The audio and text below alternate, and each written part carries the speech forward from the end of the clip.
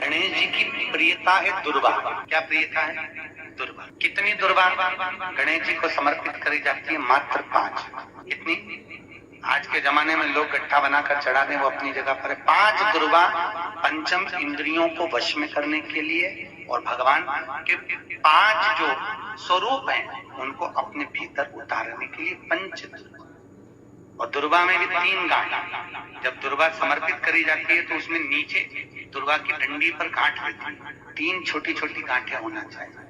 कितनी गांठ? जो भगवान को समर्पित करी जाए। जिसके घर में संपदा की कमी पड़ती हो, बीमारियां ज्यादा फैल रही हो, बहुत कष्ट हो महाराज, बहुत ज्यादा दुखी हो महाराज, कोई काम नहीं बन रहा, बहुत तकलीफ में हो, तो शमी पत्र, शमी की पत्ती, जहां गणेश जी का स्थान है वहां पर 5 शमी पत्र 5 समर्पित करें और शंकर जी के ऊपर 3 शमी पत्र समर्पित करें।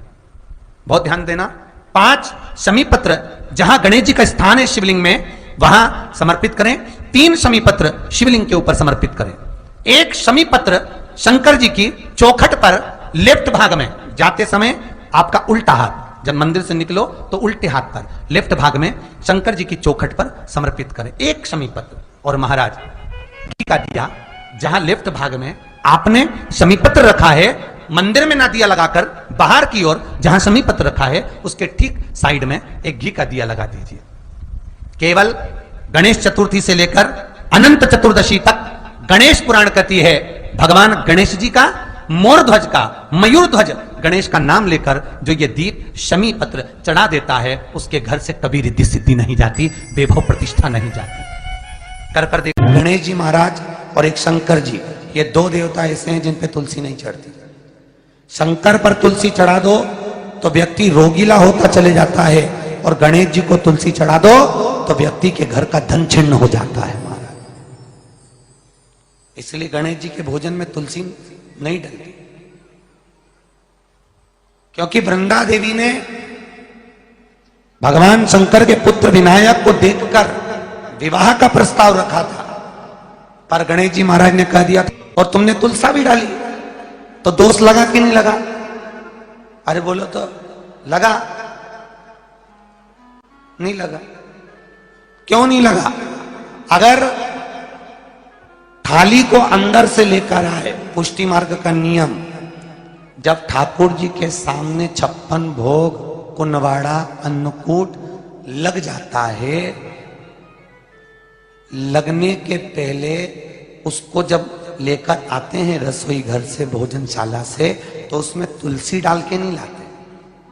अगर रसोई घर से भोजन में तुलसी डलकर अगर ठाकुर जी के सामने वो थाली रखी तो ये पक्का है वो थाली ठाकुर जी नहीं जीमेंगे, क्योंकि उसमें तुलसी रखी हुई आई है। हाँ, जब ठाकुर जी के सामने थाली रखा गई और तुमने थाली रखने के बाद में मंदिर के सामने बैठ के फिर तुलसी डाली तो ठाकुर जी उसको स्वीकार कर लेते हैं। क्यों? क्योंकि 33 करोड़ देवी देवता एक जगह पर विराजमान हैं। जब हम थाली रखते हैं प्रथम देव उस भाग को ग्रहण कर ले। जब तक तुलसी डालते हैं प्रथम देव अपनी दृष्टि हटा लेते हैं। समय होता है, एक टाइम होता है, एक पल होता है, एक घड़ी होती है कि गणेश जी महाराज हमारे घर में आ गए। गणेश जी की सबसे पहली जो आरती हो, उस आरती के समय पर अगर धूप बत्ती जलाई जाए या गोबरी को जलाकर उसमें गूगल छोड़ी जाए और गूगल छोड़ने के बाद गणेश जी का नाम ध्रुम वर्ण कह दिया जाए तो गणेश जी को तुम्हारे घर की पूजा स्वीकार करना पड़ती है। बस वो समय हम जानते, हम तो बस उतना जानते हैं कि शिव महापुराण में लिखा और मुद्गल पुराण में लिखा, गणेश पुराण में लिखा, गणेश जी का एक नाम होता है ध्रुम वर्ण। क्या नाम है? ध्रुम वर्ण गणेश जी का एक नाम होता है। जब हम धूप जलाकर और धूप लगाने के बाद में गणेश जी की सबसे पहली आरती करने के पहले अगर हम सबसे पहली आरती गणेश जी की कर रहे हो, अपने घर में स्थापना कर रहे हो, बिठा रहे हो, और तुम चाहते हो कि गणेश जी मेरे घर में आके मेरी पूजा को स्वीकार करें और जो मांगू मेरा गणेश मुझे दे 10 दिन के अंदर, तो पहला नाम लेकर पुकार लेना ध्रुम वर्ण विनायक, बैठो, बस काम हो गया। वो फिर ही होकर आता। सुंदर जोड़ी थी शंकर और पार्वती की, सही है कि गलत है? कभी नहीं झगड़ते थे, इसलिए पृथ्वी पर ना तो लक्ष्मी जी के व्रत हैं, ना ब्रह्माणी के व्रत हैं, ना इंद्राणी के व्रत हैं। अगर पूरी पृथ्वी पर सबसे ज्यादा व्रत किसके हैं? माता पार्वती। तीज का व्रत किसका? पार्वती का। चतुर्थी का व्रत किसका? पार्वती का। चौथ का व्रत किसका? पार्वती का। छठ का व्रत किसका? पार्वती का। जितने व्रत है सब माता पार्वती। गणेश जी मैया को प्रसन्न करने के लिए अष्ट रूप में धारण करते हैं। 8 रूप भगवान गणेश जी ने धारण किए। एक मयूरेश्वर गणेश, दूसरा सिद्धि विनायक, तीसरा बल्लालेश्वर, फिर वरद विनायक, फिर चिंतामणि, फिर गिरजात्मज, फिर भगवान गणेश विघ्नेश्वर अष्ट विनायक, फिर महागणपति। ऐसे गणेश जी के अष्ट नाम हुए। उस समय तिजोरी के अंदर जो गणेश की प्रतिमा रखी जाती है किस नाम से रखी जाती है? तो तिजोरी में हम जो गणेश की प्रतिमा रखते हैं वो वरद विनायक के नाम से रखते हैं। कौन सा गणेश? वरद। वरद विनायक के नाम से तिजोरी में गणेश रखते हैं। और वरद विनायक के नाम से गणेश जी तिजोरी में रखाते हैं। आपको कथा में कहा था, घर में सीधी सूंड का गणेश और व्यापार व्यवसाय ऑफिस में उल्टी सूंड का गणेश होना चाहिए। वरद विनायक को तिजोरी में। जब मकान का गृह प्रवेश होता है तो गणेश जी की पूजन जो दरवाजे पर करी जाती है उसे सिद्धि विनायक गणेश कहते हैं। कौन सा गणेश? सिद्धि विनायक। जब हम घर में शुभ कार्य हो, बंदर बाल लगाएं, कोई दरवाजे पर शुभ लाभ लगाएं या स्वस्तिक बनाएं या माताएं दरवाजे पर रंगोली डाले तो उसी समय पर सिद्धि विनायक के नाम से रंगोली डालना चाहिए। तो घर में लक्ष्मी बढ़ती है, सिद्धता बढ़ती है।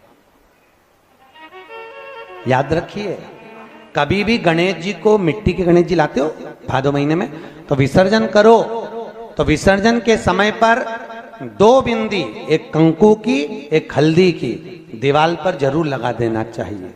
क्यों?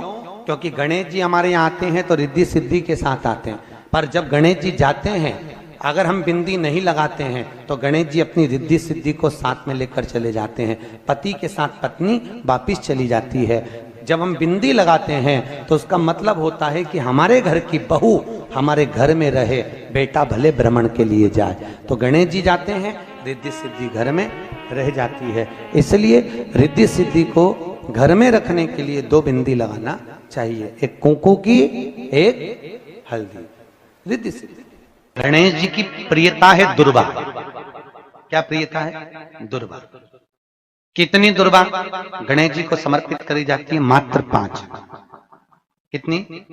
आज के जमाने में लोग गट्ठा बनाकर चढ़ा दें, वो अपनी जगह पर 5 दुर्वा पंचम इंद्रियों को वश में करने के लिए और भगवान के 5 जो स्वरूप हैं उनको अपने भीतर उतारने के लिए 5 दुर्वा। और दुर्वा में भी 3 गांठ।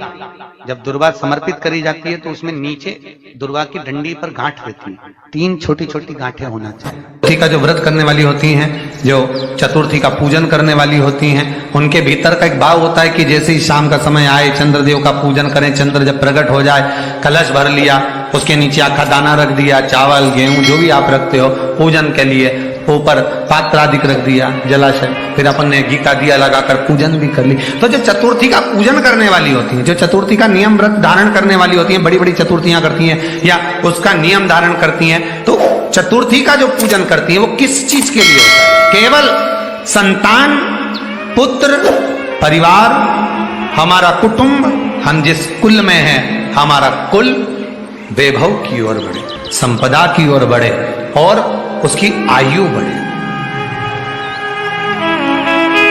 उसकी आयु बढ़े, वैभव बढ़े। बहुत ध्यान दीजिएगा महाराज। चतुर्थी की पूजन में जो आप आखा दाना रखते हो, गेहूं वगैरह कुछ भी जो रखते हो, उसकी बड़ी महत्वता होती है महाराज। यहां तक कहा गया है, चतुर्थी की कथा तो आप लोग पढ़ते होंगे, जो लोग पढ़ते हैं उनको मालूम होगा। चतुर्थी की कथा में लिखा है चौथ माता के व्रत में वर्णन किया गया है कि वो आखा दाना जो रखा जाता है, मान लो कोई जरूरी काम होता है तभी आखा दाना को रखा जाता है, संभाल के रखते हैं कि हम इस काम के लिए जा रहे हैं और हमारा ये कार्य सफल होना चाहिए। तो जिसने चतुर्थी का व्रत करा है, जिसने चंद्रदेव का पूजन करा, चतुर्थी का व्रत करा, वो गणेश जी से विनती करके वहां से 2-4 आखा दाना उठा ले, और जो व्यक्ति का काम अटक रहा है अपने ही घर का, पर दूसरे कुल को नहीं देना, अपने ही कुल के अंतर्गत जो काम अटक रहा है उसकी जेब में, उसके पल्लू में उस चीज को रख दिया जाए।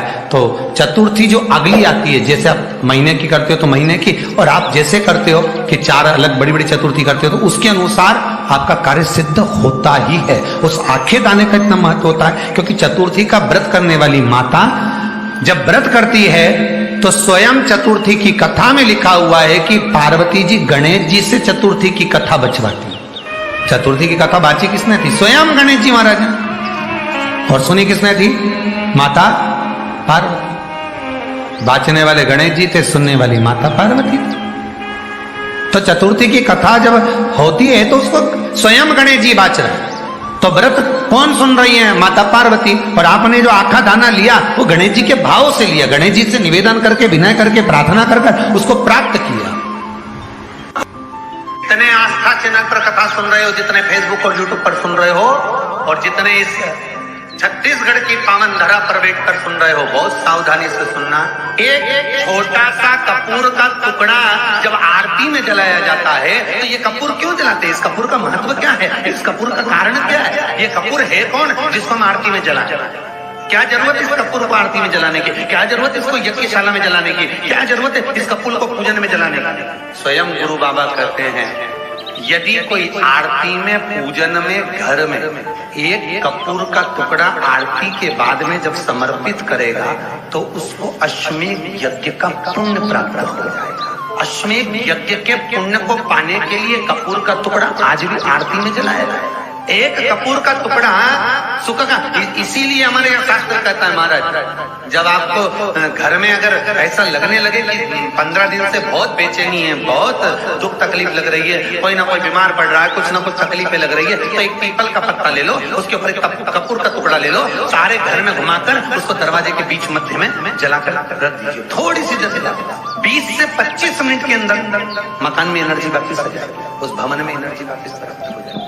20 से 25 मिनट के अंदर एनर्जी वापिस। लग रहा है कि यहाँ नेगेटिव है तो उसको पॉजिटिव बनाया जा सकता है। रात को 12 बजे शंकर जी के मंदिर में शिवलिंग पर चढ़ी हुई बेलपत्री को उठाकर शंकर मंदिर का शिखर देखकर चबा चबा कर खा लीजिए।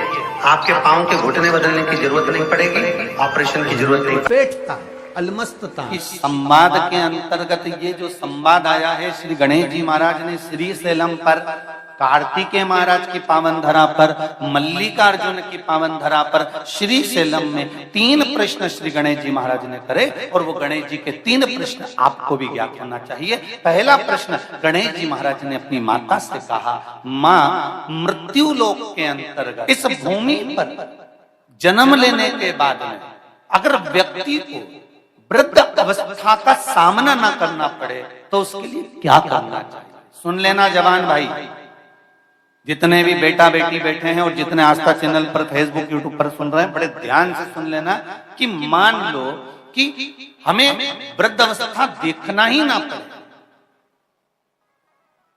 उसके लिए क्या करना पड़े?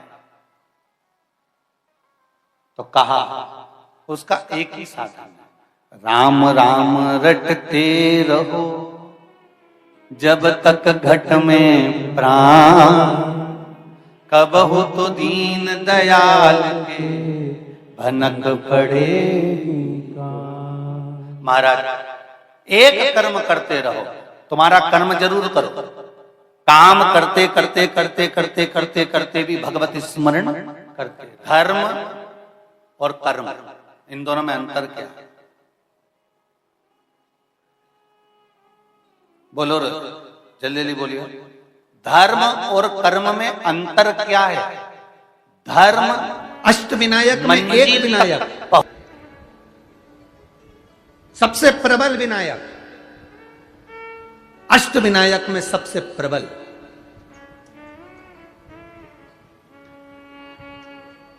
जहां के वृक्ष भी मोर का रूप लेकर आवाज लगाते हैं शिव जी को,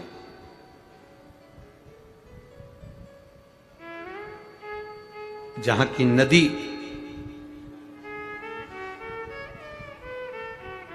सिंधुरासुर असुर के कारण करहा रही है,